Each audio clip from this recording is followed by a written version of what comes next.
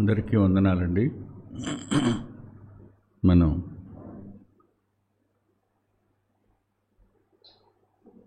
రాకడ కొరకైన సిద్ధపాటులో ఒక పార్శ్వాన్ని గతంలో చూసాం. మరో పార్శ్వాన్ని ఇవాళ చూడడానికి ప్రయత్నం చేద్దాం. బహుశా ఇది నేను సమర్థవంతంగా చెప్పగలనని అనుకోవటం లేదు. ప్రభు కృప చూపిస్తే, ఆయన తన ఆత్మచేత నన్ను నింపితే ఎంతో కొంత అర్థం ఏంటి చెప్పగలనేమో, అది కూడా ఆయన కృపను బట్టి. హెబ్రీ పత్రిక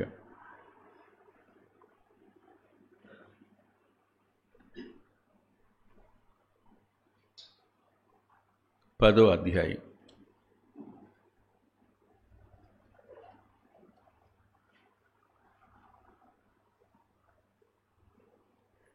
హెబ్రీ పత్రిక 10వ అధ్యాయం 24-25 వచనాలు అందరం కలిసి చదువుకుందాం.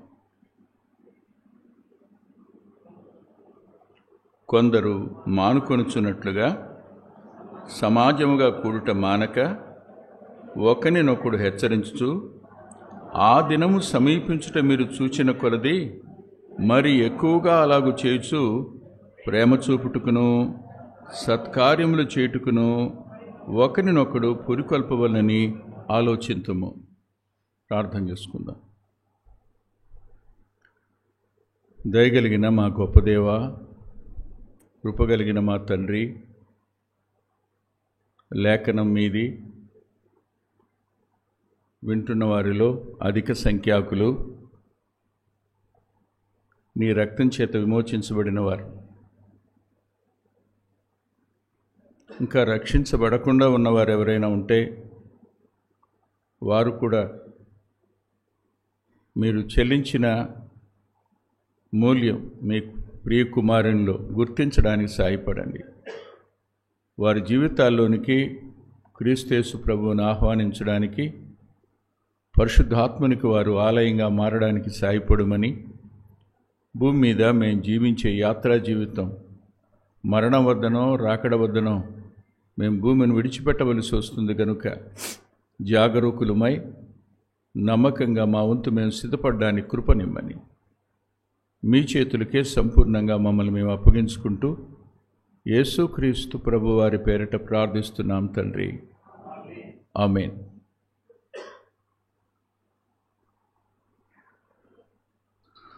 ఆ దినము సమీపించుకొలది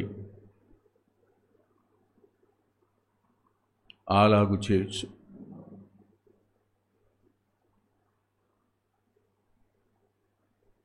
వ్యక్తిగతంగా మనల్ని మనం సవరించుకోవాల్సినవి ఏమున్నాయో సువార్త చెప్పడం అనే బాధ్యత కాకుండా మనం నెరవేర్చవలసిన మనలో ఉన్న లోపాల విషయమే గత వారం చూశాం. ఈ దినాన్న సహవాసంగా సమిష్టిగా మనం చేయవలసింది ఏమిటి? అది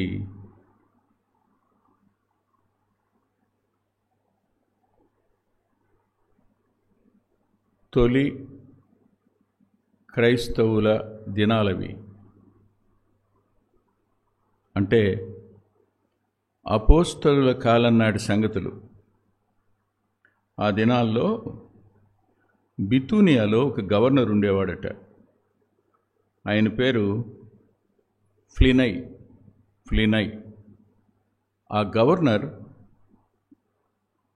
రోమన్ చక్రవర్తి ట్రాజన్ అనే వ్యక్తికి ఓ ఉత్తరం రాశాడు. ఉత్తరం రాసినప్పుడు ఆ లేఖలో ఏం రాశాడంటే, నేను చూశాను, వ్యక్తిగతంగా గూఢచారులను నియమించాను, వీరి జీవన విధానం ఎలా ఉందో చూడడానికి. ఎవరు మేము ప్రభు నమ్ముకున్నాము అని చెప్తారో, నిజంగా వారు నమ్ముకున్నారో లేదో పరీక్షించిన తరువాత వాళ్ళకి వారు బాప్తిసం ఇస్తారు. ఇచ్చిన తర్వాత వాళ్ళని తమలో చేర్చుకుంటారు. వారు అత్యంత చీకటి సమయాన్నో తెల్లవారక మునుపో కూడుకుంటారు. కూడుకుని ప్రభువే దేవుడు అని ఓ పాట పాడతారు. పాటంతా అయిపోయాక వారికి ఇవ్వబడిన లేఖనాల్లో నుంచి ఆయన గురించి చాలా మాటలు చెప్పి ఆయనలాగా మనం అలా బ్రతకాలి అని వాళ్ళు ఒకరికొకరు ఉద్బోధ చేసుకుంటారు, చెప్తుంటారు.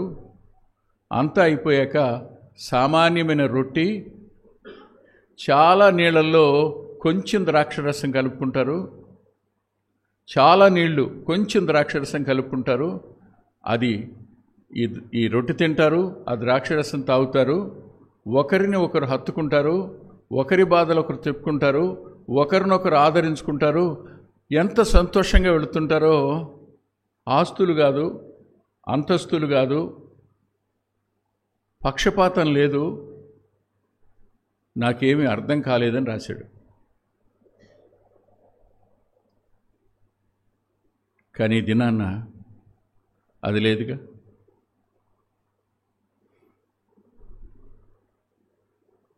ఆరాధన అయిపోతుంది, ఎవరి దారిన వారు వెళ్ళిపోతారు. పక్కన వాడిని పలకరించని కూడా పలకరించరు.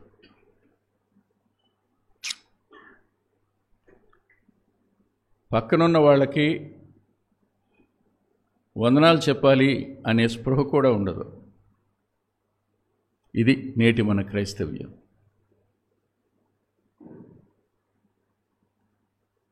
బాధ అనిపించటంలా? మన ప్రక్కన కూర్చున్న వ్యక్తి అంతరంగంలో గాయం ఉండే అవకాశం లేదా? కృంగుదల ఉండే అవకాశం లేదా?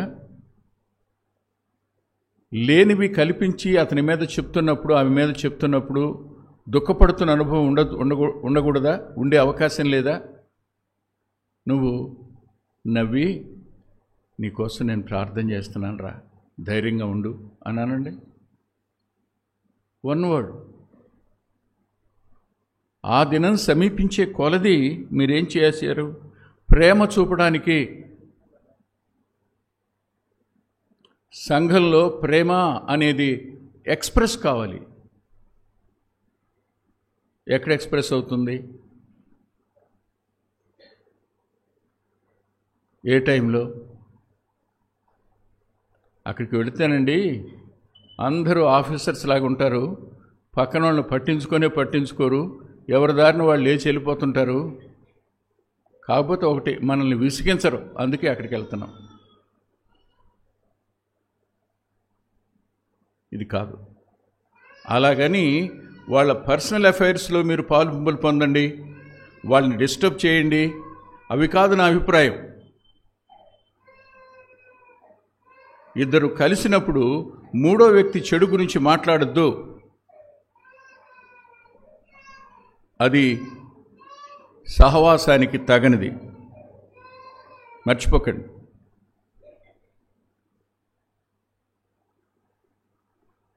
ప్రేమ చూపడానికి, సత్కార్యం చేయడానికి. ప్రేమ చూపడం మాత్రమే కాదు, ప్రేమ ఏం చేస్తుంది?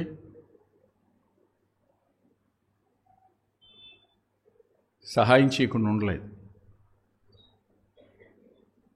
పౌలు గారు ఫిలిప్పీ సంఘానికి రాస్తూ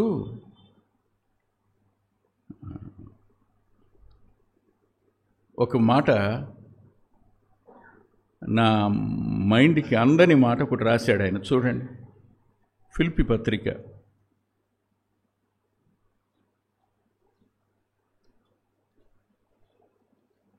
4వ అధ్యాయం 15వ వచనం. ఫిలిప్పీయులారా,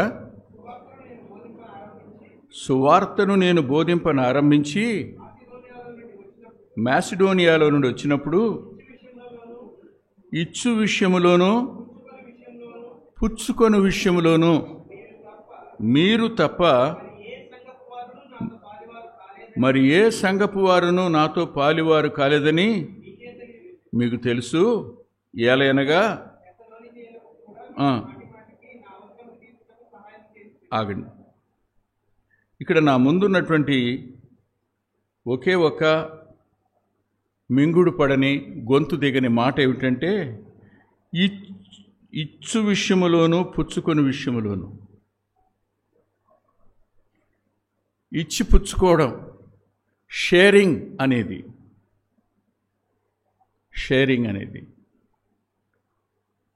ఇదేంటి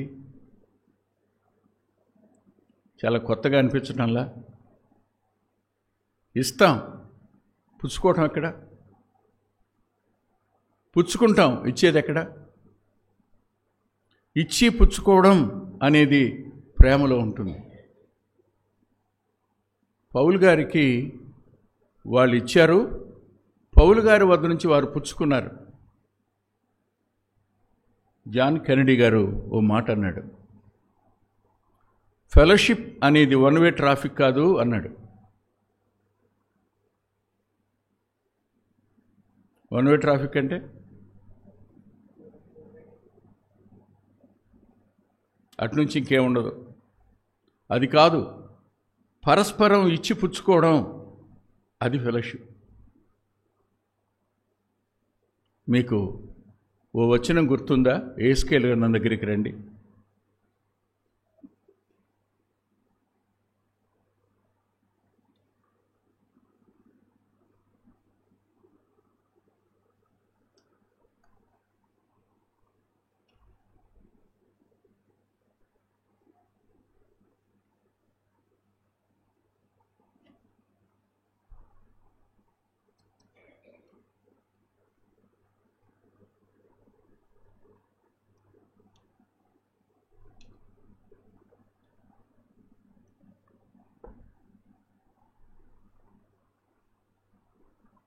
నలభై 47వ అధ్యాయం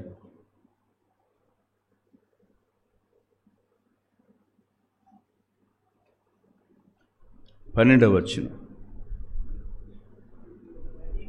నదీ తీరమున ఇరుప్రక్కల ఆహారమిచ్చు సకల జాతి వృక్షములు పెరుగును, వాటి ఆకులు వాడిపోవు, వాటి కాయలు ఎప్పటికీ రాలవు. ఈ నది నీరు పరిశుద్ధ స్థలములో నుండి పారుచున్నది గనుక ఆ చెట్లు నెల నెలకు కాయలు కాయను, వాటి పండ్లు ఆహారమునకును వాటి ఆకులు ఔషధమునకును వినియోగించును. ఆ నదికి ఏవల ఆవల సకల జాతి వృక్షాలు ఉన్నాయి, వాటి నిండా ఫలాలు ఉన్నాయి, వాటి నిండా ఆకులు ఉన్నాయి. ఆ ఫలాలు ఆకలి తీరుస్తాయి, ఆ ఆకులు ఔషధంగా ఉపయోగపడతాయి. ఏమిటిది?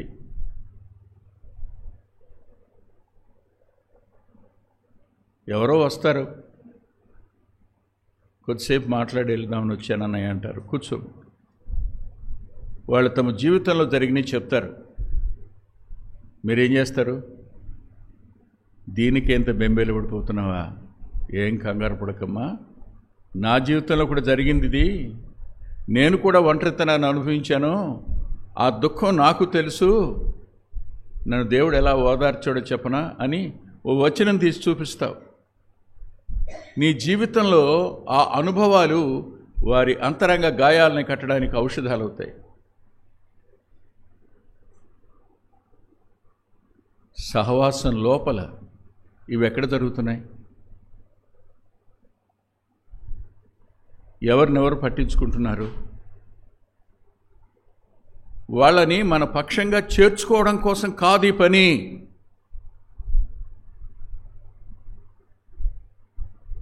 అది కాదు.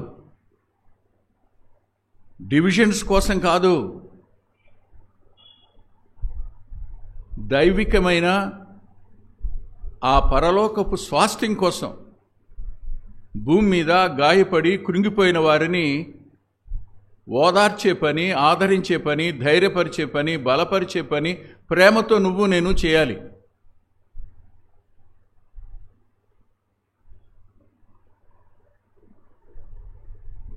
We are not going to be a responsible person in the local assembly, but we feel that we are only the important person in the fellowship. Is it right? సహవాసంలో ఇసుమంతైనా నీ వంతు నువ్వు ఇలాంటిదేవి చేయకుండా నేను అందరికంటే ఎక్కువ ప్రముఖుణ్ణి అనుకోవడంలో అర్థం ఏమైనా ఉందా?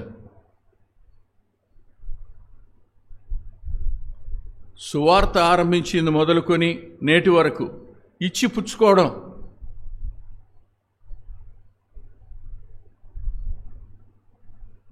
చాలామంది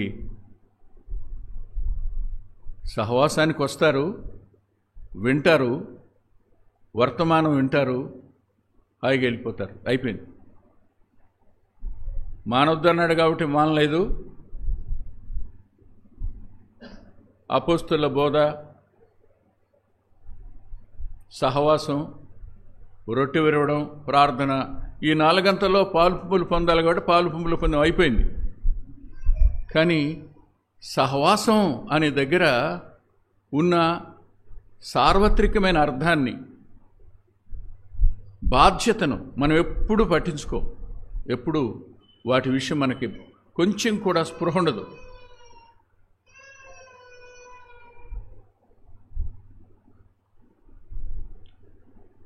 అర్ధరాత్రి మెలకు వస్తుంది మీకు, మీ గురించి మీరు ఆలోచించుకుంటారు కదా. మీకెవరు జ్ఞాపకానికి రారు. ఎవరైనా జ్ఞాపకానికి వస్తే వారి కోసం మోకరించి ఎప్పుడైనా ప్రార్థన చేశారా? ఎప్పుడైనా? మన బాధ్యత. నేను అనుకుంటాను, ఆ రాత్రిపూట మెలకు వస్తే వారు గుర్తొస్తే పరిశుద్ధాత్మ దేవుడే జ్ఞాపకం చేశాడని, ప్రభువే పరిశుద్ధాత్మ దేవుని ద్వారా మనకు గైడెన్స్ ఇచ్చాడని వాళ్ళ కోసం ప్రార్థన చేయడం జరుగుతుంది. తప్పకుండా చేయాలి. ఇది మన బాధ్యత. వాళ్ళ దగ్గరికి మనం వెళ్ళలేకపోవచ్చు, వారిని మనం బలపరచలేకపోవచ్చు, వారికి సాయం చేయలేకపోవచ్చు, కానీ సాయం చేసేవారిని పంపమని ప్రార్థించేటువంటి బాధ్యత విశ్వాసిగా నీది, నాది. వారిని ఆదరించు ప్రభువా. ఎవరున్నారు వాళ్ళకి? ఒంటరితనాన్ని అనుభవిస్తున్నారు, ఉద్యోగాలు ఉన్నాయి, మంచి పరిస్థితులే ఉన్నాయి, కానీ వారి కుటుంబ దుఃఖాన్ని ఎవరు తీడుస్తాడు? ఆ కుటుంబ దుఃఖం విషయం ఎవరు పట్టించుకుంటారు? పర్వాలేదు తమ్ముడు అని చెప్తే వాళ్ళు ఓదార్చబడతారు. ఎవరు ఓదారుస్తారు? ప్రార్థించండి. ఎవరో ఒకరు వెళ్తారు, మాట్లాడతారు, వాళ్ళ అంతరంగ గాయాలు కట్టబడతాయి. అది మన బాధ్యత కదా. ఇవేవి మనం చేయం. కేవలం మనం యాంత్రికమైన సహవాసాన్ని, యాంత్రిక క్రైస్తవ్యాన్ని మాత్రమే అనుభవిస్తున్నటువంటి వ్యక్తులు, అంతే.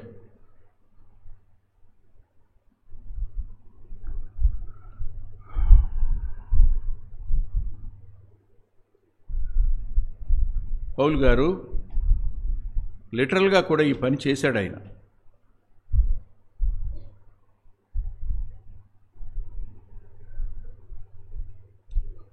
కొరింథీయులకు రాసిన 2వ పత్రిక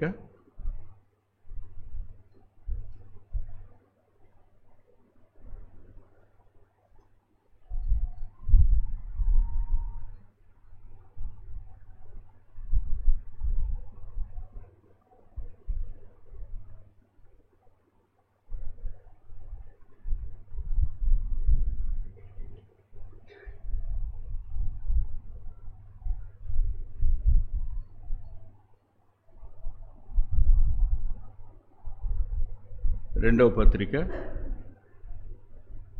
11వ అధ్యాయం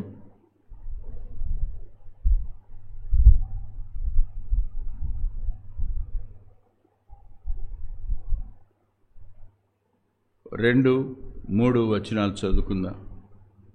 దేవాశక్తితో మీ ఎడల ఆసక్తి కలిగి ఉన్నాను, ఎందుకనగా పవిత్రురాలైన కన్యకనుగా ఒక్కడే పురుషునికి అనగా క్రీస్తుకు సమర్పింపవలనని మిమ్మును ప్రదానము చేసి తిని గాని సర్పము తన యుక్తి చేత హవ్వను మోసపరిచినట్లు మీ మనసులను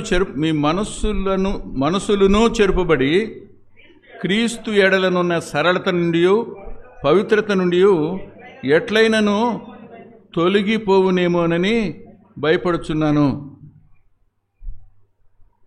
సహవాసం లోపల ఏం జరుగుతుందో అనే భయం పౌలు గారి అంతరంగాన్ని కలచివేసింది.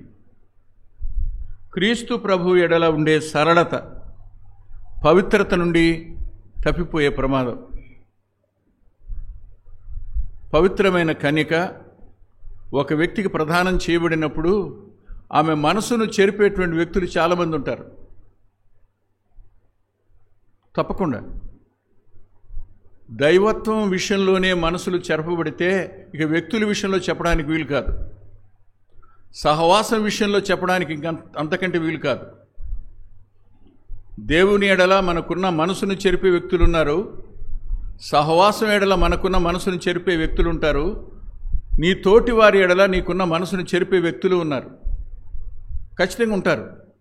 మీరు ఎక్కడ ఆ సరళత నుండి ఆ పవిత్రత నుండి తప్పిపోతారేమో అని భయపడుతున్నా.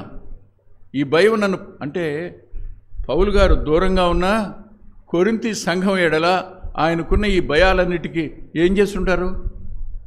పంపారు, తీతును పంపుతారు, వ్యక్తుల్ని పంపారు, ప్రార్థన చేశారు.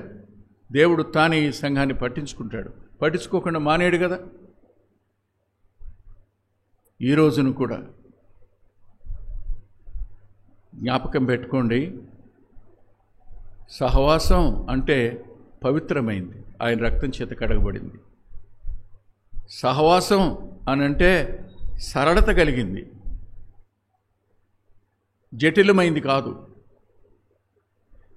మోయలేనంత బరువు కాదు. మీరు చెప్పండి, ఎప్పుడైనా ఎన్నడైనా మీ మీద ఈ సహవాసంలో ఉన్న సేవకులు కానీ పెద్దలు కానీ మీరు మోయలేని బరువు మీ మీద ఎప్పుడైనా మోపారా? ఎన్నడైనా? నెవర్.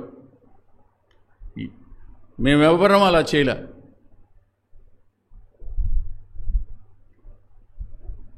ఎందుకు ఈ మాట చెప్తున్నానో తెలుసా? సహవాసానికి వెళ్ళి వచ్చి ఏం చేద్దాం, ఎలా దీన్ని మనం ఎలా మీట్ అవ్వాలి, ఈ అవసరత ఎలా మీట్ అవ్వాలి అనౌన్స్ చేశారు పెద్దలు, సేవకుడు పదే పదే చెప్పాడు, మేమేం చేయాలి అని విలవిల్లాడిపోయేవాళ్ళు చాలామంది ఉన్నారు. తమ్ముడు ఎలా ఉన్నావు, రాత్రి నువ్వు గుర్తొచ్చావు, నీ కోసం ప్రార్థన చేశాను అన్నప్పుడు తన బాధ ఏమిటో ఈయనకి తెలీదు, కానీ నా కోసం ప్రార్థించేవారు ఇక్కడ ఉన్నారు, నన్ను పట్టించుకునేవారు ఇక్కడ ఉన్నారు, నన్ను జ్ఞాపకం చేసుకునేవారు ఇక్కడ ఉన్నారు అనే మాటను చూసారా? అది ఎంత కంఫర్ట్ ఇస్తుందో తెలుసా? ఎంత బరువు దిగిపోయేటట్టు తెలుస్తుందో తెలుసా?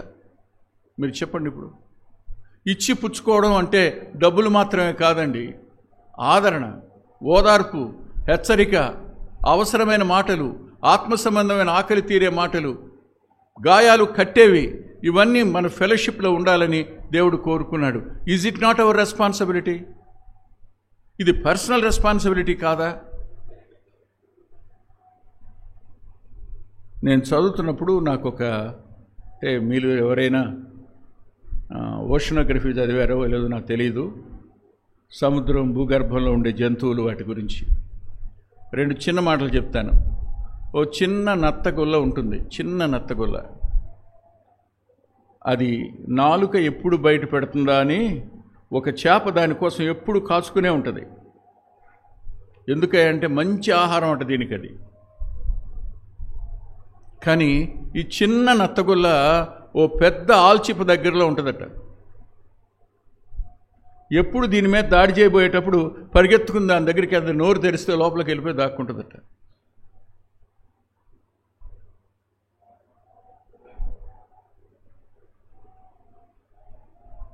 సహవాసం అట్టి రెక్కల నీడ కాదా? మనమంతా బలహీనులు అండి. లోకం దాడి చేస్తుంది, శరీరం దాడి చేస్తుంది, అపవాది దాడి చేస్తాడు, మన గతం మన మీద దాడి చేయడానికి అపవాది వాడుకుంటాడు. Where we can going to be comforted? ఎక్కడికి వెళ్ళి మనం ఆదరించబడతాం? ఒక మాట చెప్పండి. ఎవరు మనల్ని పట్టించుకుంటారు చెప్పండి? ఎవరు మన పిల్లల కోసం ప్రార్థన చేస్తారు చెప్పండి? ఎవరు చేయరు. సహవాసమే. ఇచ్చి పుచ్చుకోవడం. ఫిలిప్పీ సంఘం పౌలు కోసం ప్రార్థించింది, పౌలు ఫిలిప్పీ సంఘం కోసం ప్రార్థించాడు. యెరూషలేము సంఘం నుండి పౌలు మేలు పొందాడు అనుకుందాం. అక్కడున్న పేదల విషయమే పౌలు పట్టించుకున్నాడు. మిగిలిన సహవాసాలన్నింటికీ చెప్పాడు, వాళ్ళ దగ్గర నుంచి మనం ఆత్మీయమైన మేలు పొందాము, వారికి మనం ఆర్థికమైన సహాయం చేద్దాం అన్నాడు. అన్నవాడు తానొక్కడే పట్టుకెళ్ళా ప్రతి సహవాసం నుంచి ఒక్కొక్క రిప్రజెంటేటివ్ని తీసుకుని వాళ్ళతో అక్కడ లెక్క చెప్పి అప్పగించి వచ్చాడు. దానికి కూడా తనని తీతుని అనగూడని మాటలు అన్నారు. బైబిల్ స్టడీలో చెప్పిన మాట నేను. ఒకరి అవసరతలు మరొకరు, ఇది సహవాస నియమం. దీన్ని మనం ఏం పాటించం, మనం పట్టించుకోం కూడా పట్టించుకోం. తరువాత మరో మాట కూడా చూస్తాను, చూడండి.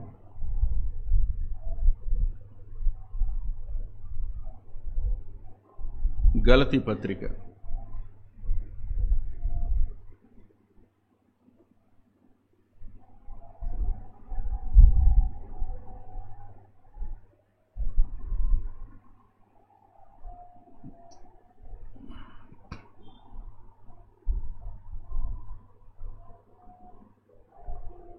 8, 9, 10 వచనాలు. ఎలాగనగా అందరం కలిసి చదువుకుందాం. గలతీ పత్రిక 6, 8, 9, 10 వచనాలు. ఎలాగనగా తన శరీరేచ్ఛలను బట్టి విత్తువాడు తన శరీరము నుండి, అందరం కలిసి చదువుకుందాం అంటే ఎవరు మాట్లాడట్లేదు ఏంట్రా? 2 సార్లు చెప్పాను కలిసి చదువుకుందామని. అంటే అంత బాగా వింటున్నారన్నమాట మీరు, ఇక్కడ లేరు. గలతీ పత్రిక 6వ అధ్యాయం 8, 9, 10 వచనాలు. తప్పేమని చెప్పానా? మరేంటి వినపడినట్టు ఇటుపక్కంతా? ఎలాగనగా తన శరీరేచ్ఛను బట్టి విత్తువాడు తన శరీరం నుండి క్షయమైన పంటను కోయను, ఆత్మను బట్టి విత్తువాడు ఆత్మ నుండి నిత్యజీవమను పంట కోయను. మనము మేలు చేయుటేందు విసుకకు ఎందుము, మనము అలయక మేలు చేతిమేని తగిన కాలమందు పంట కోతుము. కాబట్టి మనకు సమయము దొలకిన కొలది అందరి ఎడలను, విశేషముగా విశ్వాస గృహమునకు చేరిన వారి ఎడలను మేలు చేయుదము.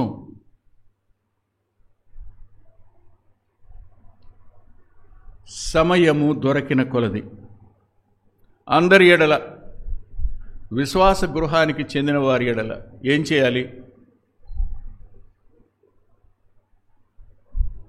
అంటే, ఒకరికొకరు భారం అయిపోండి అని కాదు.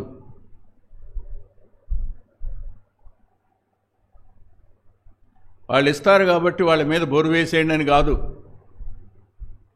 నీ వంతు నువ్వేం చేయగలవో చెయ్యి, అది నీ బాధ్యతగా స్వీకరించు. ఎదటివాడు చేయట్లేదు అనేది నన్ ఆఫ్ అవర్ బిజినెస్. నువ్వెందుకు చెయ్యవు కాదు, నా వంతు నేనేం చేయాలంతే. ఇతరుల నుంచి ప్రతిఫలాపేక్ష లేని వాళ్ళంగా మన వంతు మనం ఏం చేయగలం? ఇవ్వగలమా? ఆదరించగలమా? పరామర్శించగలమా? ఓదార్చగలమా? బలపరచగలమా? ప్రోత్సహించగలమా? ఏం చేయగలం? పట్టెడు అన్నం పెట్టగలమా? చాలు, అంతవరకే. అంతకుమించి ఆయన ఏమి నీ నుండి కోరడు. మనలో నివసించు పరిశుద్ధాత్ముడు మత్సరపడనంతగా ఆయన అపేక్షించడు. మనం ఏం చేయగలం? నీ కెపాసిటీ ఎంత? నీ కెపాసిటీకి మించి నీ మీద బరువు మోపడు ఆయన.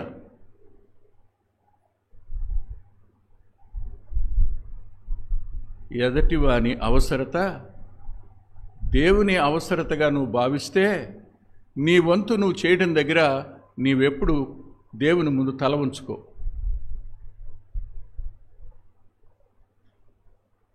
ఆత్మానుసారంగా ఉండవలసిన మనం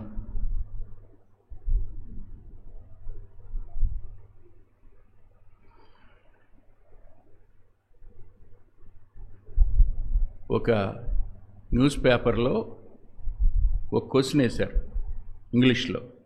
అదేమిటంటే, what is the most short cut method to London అని. What is the most short cut way to London అని. లండన్ వెళ్ళడానికి అత్యంత దగ్గర దారి ఏది అని.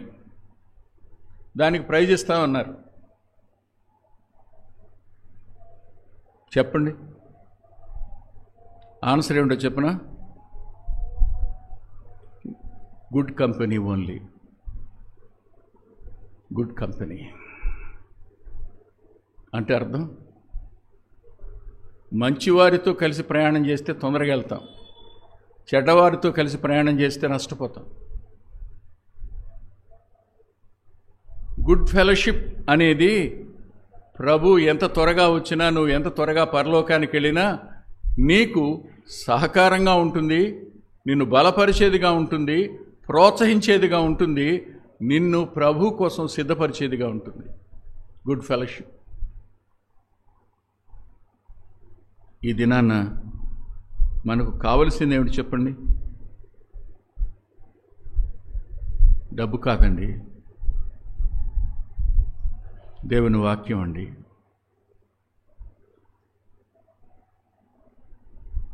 ఇల్లు ఇచ్చే అక్కర్లేదండి, హృదయాలు ఎంత చోటిచ్చి ప్రార్థన చేయండి.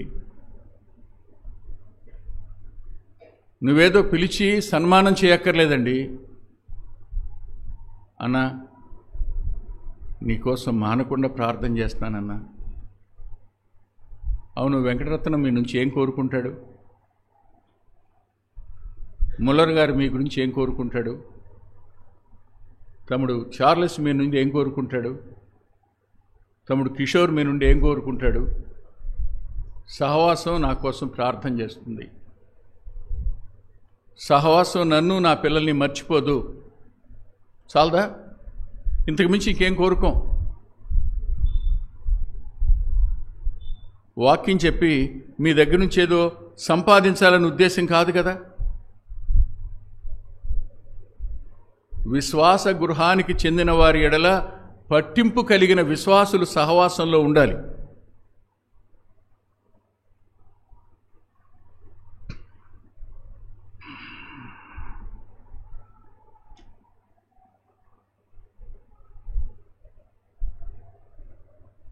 సమయం దొరికిన కొలదే. మా బాబురావులాగా కొట్టుదులు పెట్టేసి కాదు.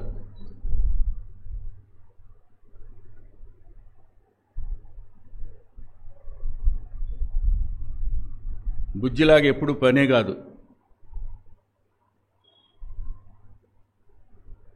మా సతీష్ లాగా వీలైతే కాదు.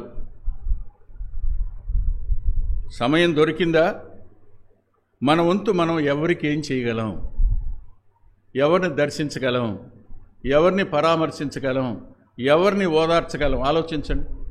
ఎవరి కోసం ప్రార్థన చేయగలం? నువ్వు లేచి వెళ్ళలేవు. ఏం చేయగలవు? ప్రార్థన చేయి.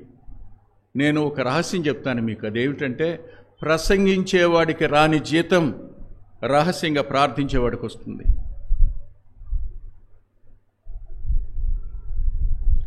ప్రసంగించేవాడు పొందని బహుమానం అతని వెనక ప్రార్థించే వారికి వస్తుంది. మనం కనిపించాలి అని కాదు, మన స్వరం పరలోకానికి వినిపించాలి అన్నది మనసులో పెట్టుకోండి.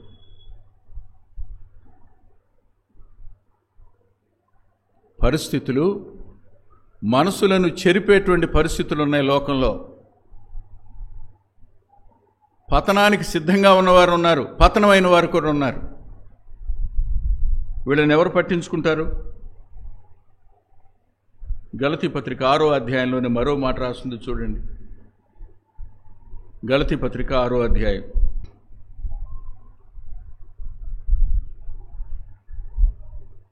1వ వచనం చూద్దాం. సహోదరులారా, ఒకడు ఏ తప్పిదములోనైనను చిక్కుకొనేడలా ఆత్మ సంబంధులైన మీలో ప్రతివాడు తానును శోధింపబడుదునేమో అని తన విషయమై చూచుకొనుచు సాత్వికమైన మనసుతో అటివారిని మంచి దారికి తీసుకొని రావాలను.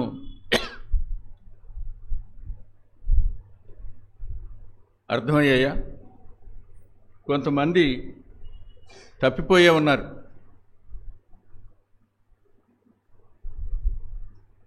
నేను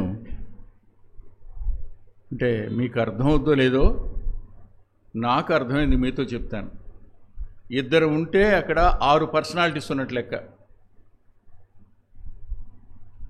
ఇద్దరు ఉంటే 6 పర్సనాలిటీస్ ఉన్నట్టు లెక్క. ఎలాగో చెప్పండి. నన్ను నేను మిమ్మల్ని ఎలా కలపరుచుకుంటున్నాను, దట్ ఈస్ ఫస్ట్ పర్సనాలిటీ. నా ముందున్న వ్యక్తి నన్ను గురించి ఏమనుకుంటున్నాడు, సెకండ్ పర్సనాలిటీ. అసలు నేనేంటి, థర్డ్ పర్సనాలిటీ. ఈయనలో 3, ఆయనలో 3, మొత్తం ఎంత మనం?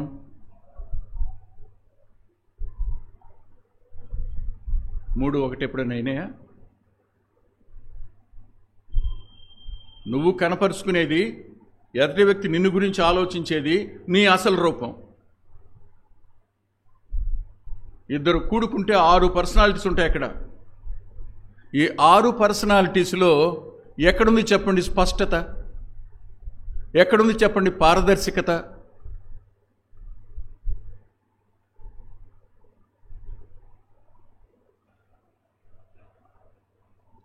కప్పుకుంటూ, ఒప్పుకోకుండా, విడిచిపెట్టకుండా కొనసాగుతూ ఉన్నంతకాలం రాకడా అనడానికి సిగ్గుండాలి మనకి.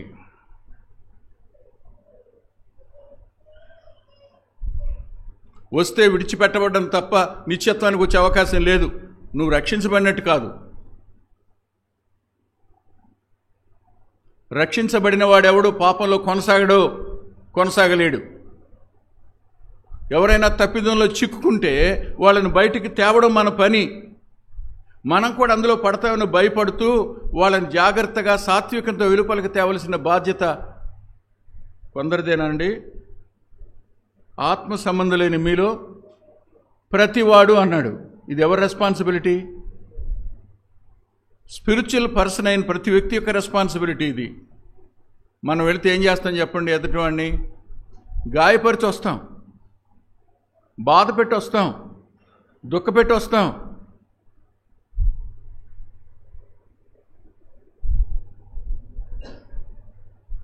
కొందరు పంచుకుంటారండి, అన్నయ్య మా ఇంటికి వచ్చారు, మమ్మల్ని ఆదరిస్తారని అనుకున్నాం, కొద్దిసేపు బాగానే మాట్లాడారు అన్నయ్య, ఆ తర్వాత అన్నారు ఏమోనమ్మా మరి ఇంత నష్టం జరిగిందంటే ఏ లోపం ఉందో సరి చేసుకోండి అన్నారు అన్నయ్య.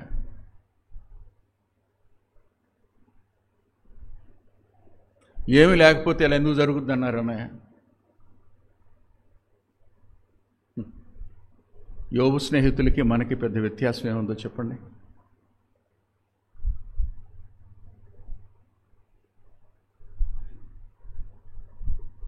సరిగ్గా అదే టైంలో ప్రభు మన సంభాషణ రాస్తున్నాడు అనుకోండి. మన సంభాషణ పరలోకానికి ఎలా ఉంటుందో చెప్పండి? మనం వాళ్ళకిచ్చిన హెచ్చరిక, లేకపోతే ఓదార్పో, వారిని ప్రోత్సహించడానికి పలికిన పదమో, లేకపోతే నేను ముఖం పగలగొట్టేటట్టు ఏంటంటే నిర్మోహమాటం లేకుండా మాట్లాడతాను బ్రదరు. ఎవడు మాట్లాడమన్నాడు నిన్ను? నీ నాలుకని కత్తిగా ఎవడు చేసుకోమన్నాడు? సాత్వికమైన నాలుకనంటే నువ్వు చేసేదేంటి?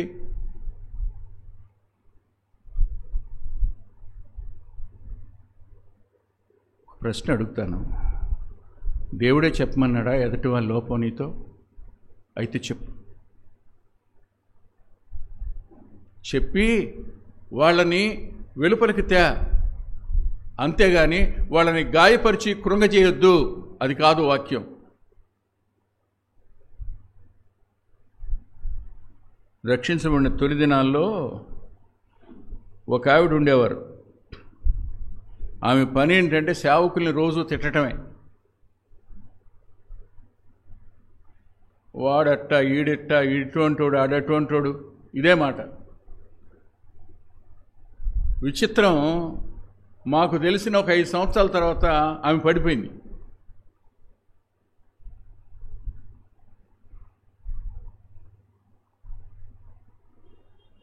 అప్పుడు ఆమె ముఖం చూడాలి.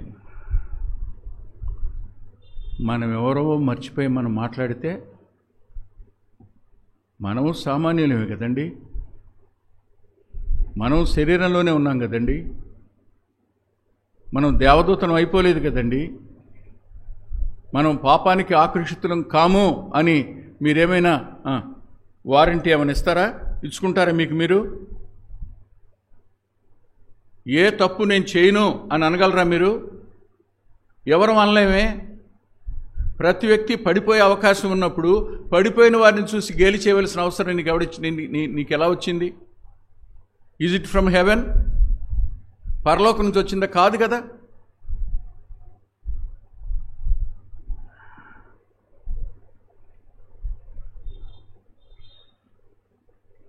తానును శోధింపబడుదునేమో అని తన విషయమై చూచుకొనుచు. అందుకనే ఒక వ్యక్తితో మాట్లాడడానికి కానీ, ఒక వ్యక్తిని పలకరించడానికి కానీ ముందు ప్రార్థించుకుని కానీ మాట్లాడద్దు. నీ అంతరంగాన్ని స్థిరపరుచుకుని కానీ మాట్లాడొద్దు. పొరపాటు మాట్లాడే అలవాటు నా నాలుక్కుంది. నేను కూడా సామాన్యమైన మనిషినే. నా నాలుక నా స్వాధీనంలో లేకపోతే ప్రమాదం. నా నాలుక దేవుని స్వాధీనపరిచి నేను మాట్లాడతాను. అతి జాగరూకునే మాట్లాడాలి. ఎదటి వారి అవసరత మేర నేను మాట్లాడాలి. వారు వెలుపలికి రావడం కోసం నేను మాట్లాడాలి. అది ప్రార్థనలో మనం బలపరుచుకుంటే తప్ప సాధ్యం కాని పని.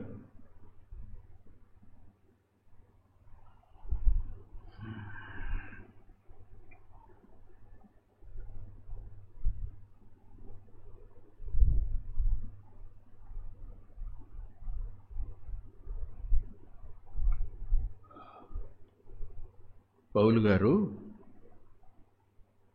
రోమా సంఘానికి ఉత్తరం రాశారు. రాస్తూ 15వ అధ్యాయంలో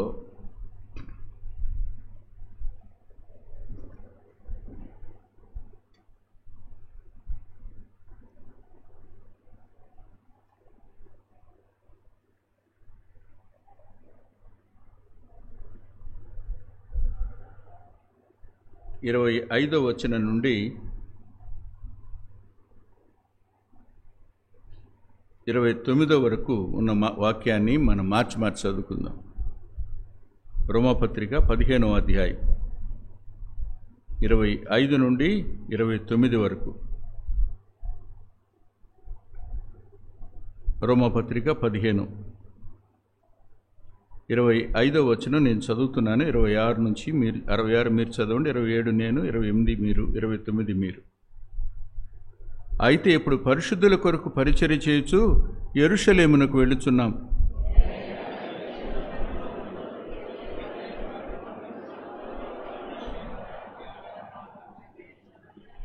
వెళ్ళుచున్నాను అన్నాడు, కానీ ఆయనతో కొంతమందిని వెంట పెట్టుకుని వెళ్ళాడు ఆయన. 27 అవును, వారి ఇష్టపడి దాన్ని చేసితిరి, వారికి వీరు రుణస్థులు. ఎట్లనగా అన్యులు వీరి ఆత్మ సంబంధమైన విషయంలో పాలువారై ఉన్నారు గనుక శరీర సంబంధమైన విషయంలో వీరికి సహాయము చేయబద్దులై ఉన్నారు.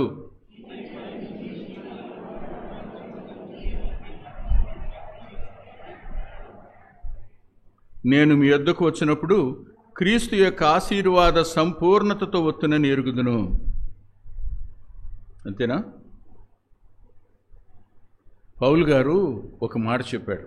అదేంటంటే, యూదుల నుంచి ఆత్మ సంబంధమైనవి అన్యులు పొందారు, భౌతిక సంబంధమైనవి వారికి సహాయం చేయడానికి వీరు రుణస్థులు కాబట్టి వీరు వారికి ఇచ్చిన వాటిని మేము తీసుకుని వెళ్ళి వారికి అప్పగించి మళ్ళా తిరిగి వస్తాము అన్నాడు.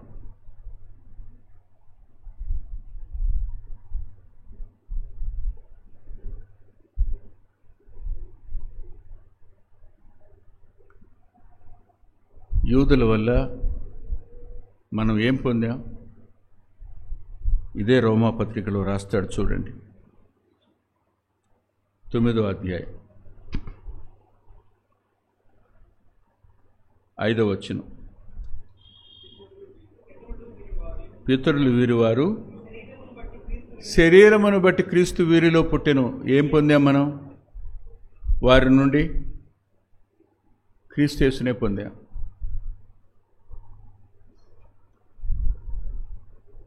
ఆయన వారిలో పుట్టాడు, వారి నుండి మనకు లభించింది యేసుక్రీస్తు అనే గొప్ప ఈవి. తండ్రి అనుగ్రహించిన ఈవి వారిలో నుంచి మనకి ఇవ్వబడింది. అంతేకాదు, ఆయన ఎక్కడ మరణించారు? ఆయన పునరుద్ధానం ఎక్కడ? ప్రకటించబడిన మొదటి సువార్త ఎక్కడ?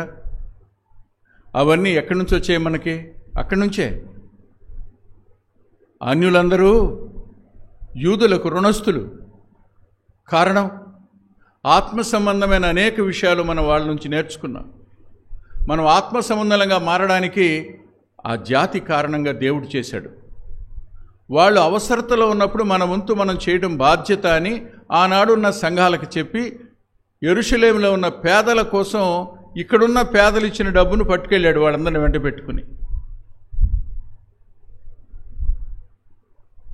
ఆత్మ సంబంధమైన మేలు పొందిన మనం భౌతిక సంబంధమైన అవసరతల వద్ద మన వంతు మనం చేయాలి అనే మాట. అందుకని అంటాడు, యెరూషలేమును జ్ఞాపకం చేసుకోండి అంటాడు. యెరూషలేము కోసం ప్రార్థన చేయండి అంటాడు. దానికోసం ప్రార్థించేవాడు కూడా ప్రతిఫలాన్ని కోల్పోడంటాడు, ప్రతిఫలం పొందుతాడంటాడు. ఆలోచించండి. ఒక్క ప్రశ్న అడుగుతాను. మనం ఆత్మీయంగా వారి నుండి పొందిన మేలుకు మనం ఇచ్చింది మనం చెప్పుకోవడానికి తగిందేనా? చెప్పండి. లేదుగా. ఆత్మ సంబంధమైన ఈవులు పొందిన మనం తాత్కాలికమైన గోధుమలో, తాత్కాలికమైన వస్త్రాలు, తాత్కాలికమైన డబ్బు ఇచ్చి పంపించామనుకోండి, వాళ్ళకి ఏం చేసినట్టు? మనం గొప్ప చేసినట్ట? రుణం తీర్చుకున్నట్ట? మేలు చేసినట్ట? ఎవరో ఆలోచించడంలా. మన రుణం తీర్చుకుంటున్నాం అంతే. ఇతరులకు సాయపడడం అనేది మనం దేవునికి రుణం తీర్చుకోవడం అనుకోండి అంతే. అది మన అతిశయ కారణం కాకుండా ఉండునుగాక. పతనమైన వాళ్ళని తెచ్చే దగ్గర అవసరతలో మన వంతు విశ్వాస గృహానికి చేసేవారి ఎడల ఆత్మ సంబంధమైన మేలు ఎక్కడి నుంచి వచ్చిందో వారికి మన నుండి అందవలసిన దాని దగ్గర ఈ బాధ్యతలన్నీ మనం నెరవేర్చకుండా అయిపోయింది, ఎర్రపి నరికేశారంట, అయిపోయిందంట, మూడో దేవాలయం కూడా కట్టేశారంట, ఇక అయిపోయింది రాకడే, అంతేనా? అసలు నువ్వు రక్షించబడ్డావా? ఆ మాటలన్నీ చెప్తున్నావు. నీలో ఉన్న లోపాలు సవరించుకోవడానికి కృప మీద ఏమైనా ఆధారపడ్డావా? క్షమాపణ కోరుకున్నవాడివేనా? ఇవాళ వస్తే సిద్ధంగా ఉన్నవాడివేనా? ఎవరి దగ్గరకు వెళ్ళి క్షమాపణ చెప్పలేకపోవచ్చు. నువ్వు ప్రభు దగ్గరైనా పశ్చాత్తాపడి సమాధాన పడిన వాడివేనా? నీ వంతు బాధ్యతను నిర్వర్తిస్తున్నవాడివేనా? ఇవేమీ చేయకుండా ప్రభువు రాకడా ఈ మాటలు ఇదేనికి పనికి వస్తాయి?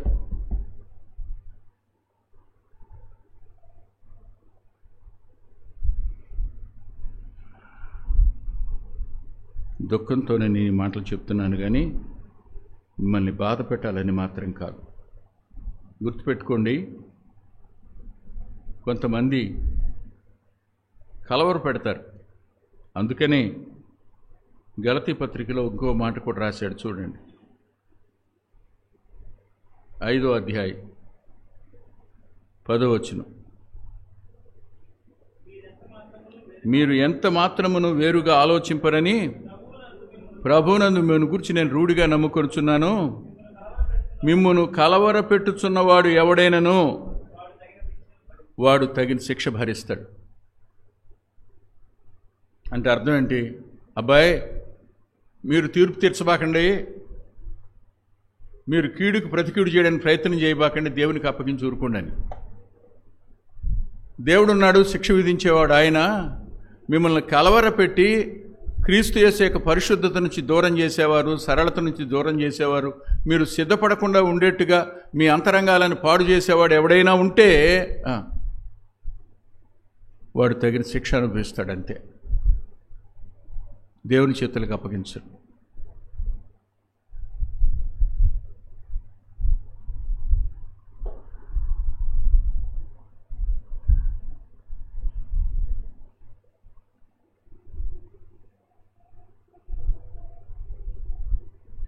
ఆఖరి మాట చెప్తాను. కొలసీ పత్రిక.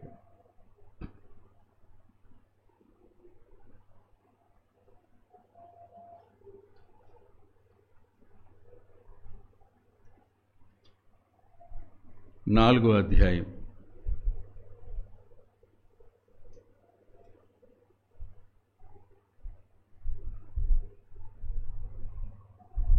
12-13 వచనాలు. మీలో ఒకడును క్రీస్తు యేసు దాసుడు నైన ఎపఫ్రా మీకు వందనములు చెప్పుచున్నాడు. మీరు సంపూర్ణులను, ప్రతి విషయంలోనూ దేవుని చిత్తమును గురించి సంపూర్ణ ఆత్మనిశ్చిత గలవారే నిలకడగా ఉండవలనని ఇతడెప్పుడు మీ కొరకు ప్రార్థనలో పోరాడుచున్నాడు. ఇతడు మీ కొరకును, లౌదికేయ వారి కొరకును, హీరాపొలి వారి కొరకును బహు ప్రయాసపడుచున్నాడని ఇతని గురించి సాక్ష్యం ఇచ్చుచున్నాను. ఇతను ఎక్కడున్నాడు? పౌలు దగ్గర ఉన్నాడు. పౌలు దగ్గర ఉన్న ఈ వ్యక్తి పోరాడుతున్నాడు, ప్రయాసపడుతున్నాడట. దేంట్లో? In prayer. ప్రార్థన అనేది పోరాటం, ప్రార్థన అనేది ప్రయాస. ఈ రెండు మనలో లేవు.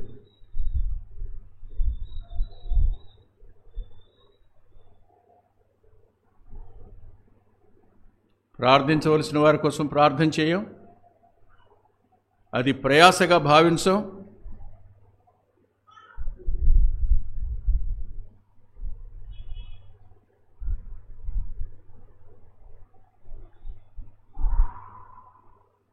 చాలామంది కోసం మనం ప్రార్థించబద్దులమై ఉన్నాం. కానీ అపవాది ఎంత తెలివిగలవాడంటే నీ సమస్యను తెచ్చి నీ ముందుంచుతాడు.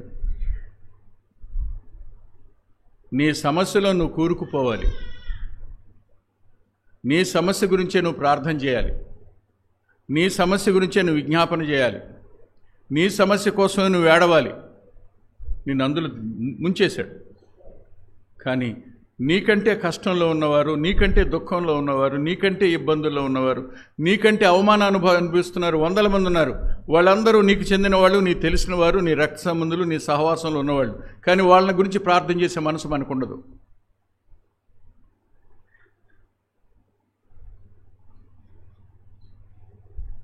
తిరిగి ఇతడు వెళతాడో లేదో తెలియదు. ఎపఫ్రా ఇవాళ పౌలు దగ్గర ఉన్నాడు.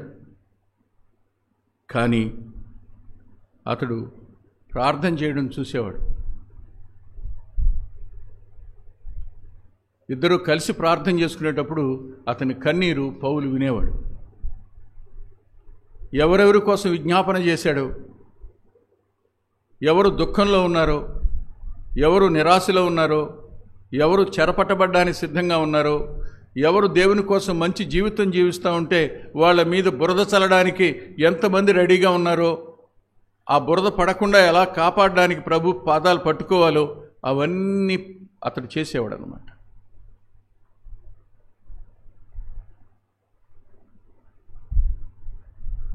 Unknown warrior.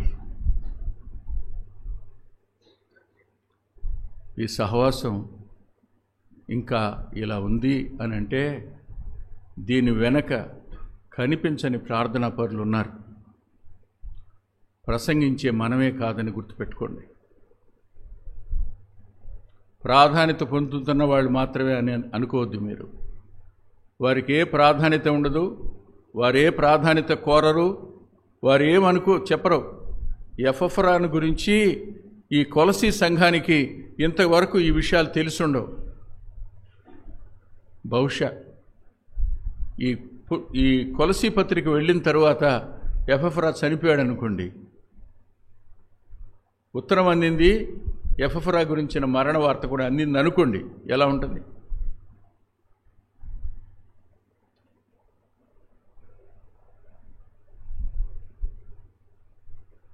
మనుషుల దగ్గర మెప్పు పొందిన వాడిగా ఉండడు, కానీ పరలోకంలో మాత్రం ఉన్నతమైన బహుమానం పొందేవాడుగా ఉంటాడు. ఈ విషయంలో మనం సిద్ధపాటు కలిగి ఉన్నామా? సిద్ధంగానే ఉన్నామా? లేదుగా. మరి ఇప్పుడు చెప్పండి, మీరు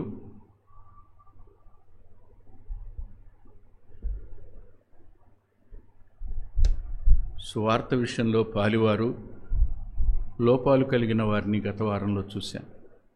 కానీ సహవాసంలో ఉండి మన వంతు బాధ్యత, కర్తవ్యాన్ని నిర్వర్తించవలసిన దగ్గర నిర్వర్తించని తనం మనలో ఎలా ఉందో ఇవాళ చూశాను. వీటిని సరిచేసుకోవద్దా? ఎన్ని లోపాలు ఉన్నాయి? వ్యక్తిగతంగా కృప మీద ఆధారపడతాం, రైటే, క్షమిస్తాడు ఆయన, బానున్నాం. కానీ బాధ్యతల నిర్వహణ మాట్లాడండి. ప్రక్క నుంచి పాము వెళ్తున్నప్పుడు నాన్న ఇట్రా, పక్క జరుగు అని చెప్పకుండా ఉండడం, లేదు చేయి పట్టి ప్రక్కకి తీసుకుని మన ఒడిలోనికి తన తీసుకుంటే అది మన కాళ్ళ మీదుగా నడిచి వెళ్ళిపోయినా పర్వాలేదు అనుకునే వ్యక్తిత్వాలు ఎంతమందికి ఉన్నాయి? లేవుగా. మనం బాగుండాలి, ఎదుటివాడు నష్టపోయినా పర్వాలేదు అనుకునే స్వభావం ప్రభువుకి ఇష్టమేనా? ప్రమాదకరమైన పరిస్థితుల్లో మనం లేమా? మీరే చెప్పండి. వీటన్నిటికీ లెక్క చెప్పొద్దా ప్రభు దగ్గర? ఆయన వచ్చేటప్పుడు వీఆర్ ఆల్ అకౌంటబుల్. ఆయన వచ్చి లెక్క చూచుకొనగా, అక్కడ ప్రారంభించాం ఈ వర్తమానాన్ని, మళ్ళీ లెక్క చెప్పాలి. తల్లో వచ్చి ప్రార్థన చేసుకుందాం. ప్రేమగల తండ్రి, పరిశుద్ధుడు అయిన గొప్ప దేవా,